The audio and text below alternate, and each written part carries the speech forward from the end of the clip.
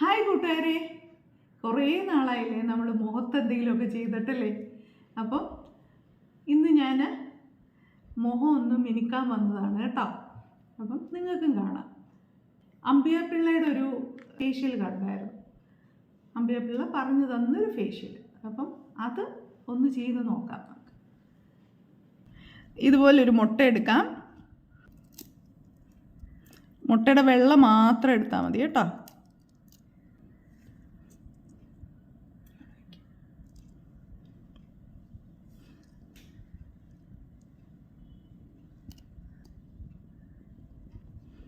കേട്ടോ, ഇങ്ങനെ മുട്ടയുടെ വെള്ളം എടുക്കുക. ഈ ഒരു മുട്ടയുടെ വെള്ളയ്ക്ക് 1 സ്പൂൺ കാപ്പിപ്പൊടി ഇട്ടാലും മതി, കുറച്ച് കൂടുതലിട്ടാലും കുഴപ്പമൊന്നുമില്ല.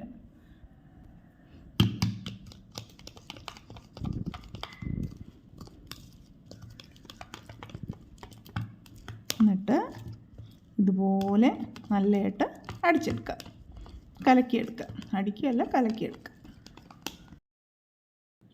എന്നിട്ട് നമുക്ക് ഇതുപോലത്തെ ഒരു ബ്രഷ് വേണം, ഡൈ ഒക്കെ ചെയ്യുന്ന ബ്രഷ്.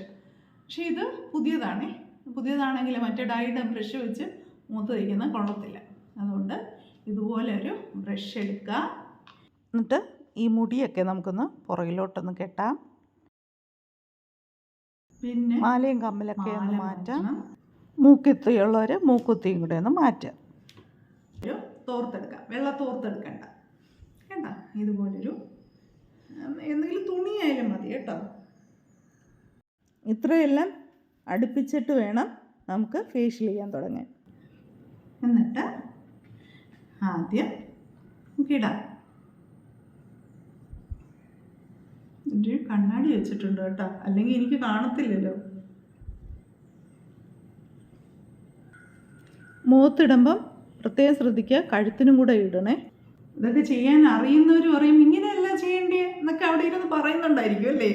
പക്ഷെ എനിക്കറിയുന്ന കാരണം ഞാൻ പണ്ടേ പറഞ്ഞിട്ടുണ്ട്, ഞാനിതൊന്നും അധികം ചെയ്യാറില്ലാത്ത ഞാനാണ്. പക്ഷേ ഇത് കണ്ടപ്പം കൊള്ളാൻ തോന്നി, അങ്ങനെ ചെയ്ത് നോക്കുകയാണ്. അല്ലാതെ ബ്യൂട്ടി പാർലറിൽ പോയി ഫേഷ്യൽ ചെയ്യുന്ന സ്വഭാവം ഇല്ല.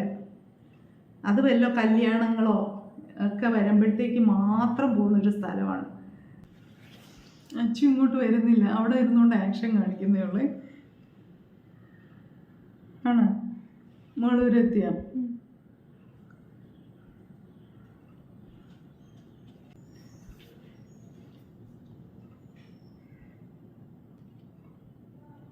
ക്യാമറാമാൻ സർവീസിന് വന്നിരിക്കും.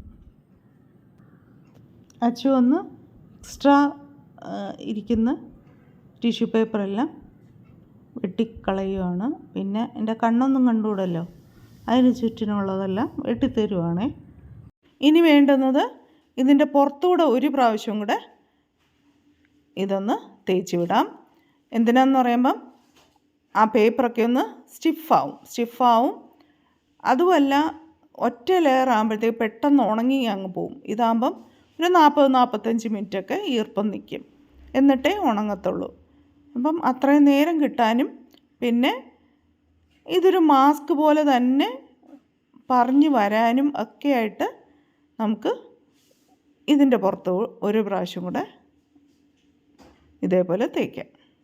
ഇതിപ്പം 45 മിനിറ്റിന് മുകളിലായി. ഞങ്ങൾക്കൊരു ഗസ്റ്റ് ഉണ്ടായിരുന്നു, ഇങ്ങനെ തന്നെ അവരെ കാണേണ്ടി വന്നു. നല്ല ഉണങ്ങി. ഇനിയും ഇതിങ്ങനെ വലിച്ചെടുക്കാം.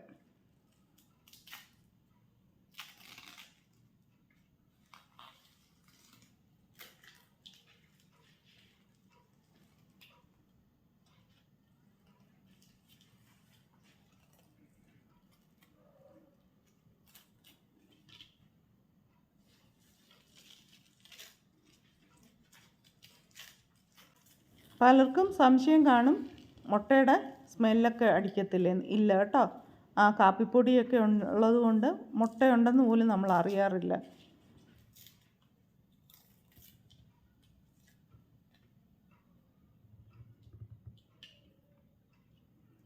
ഇനി ഇതൊന്ന് കഴുകിയിട്ട് വരാമേ. എന്നിട്ട് തോർത്ത് വെച്ച് വെള്ളമെല്ലാം ഒപ്പിക്കളയാം. വീണ്ടും പഴയതുപോലെ ആഭരണമൊക്കെ ഇട്ടിട്ട് വരാം.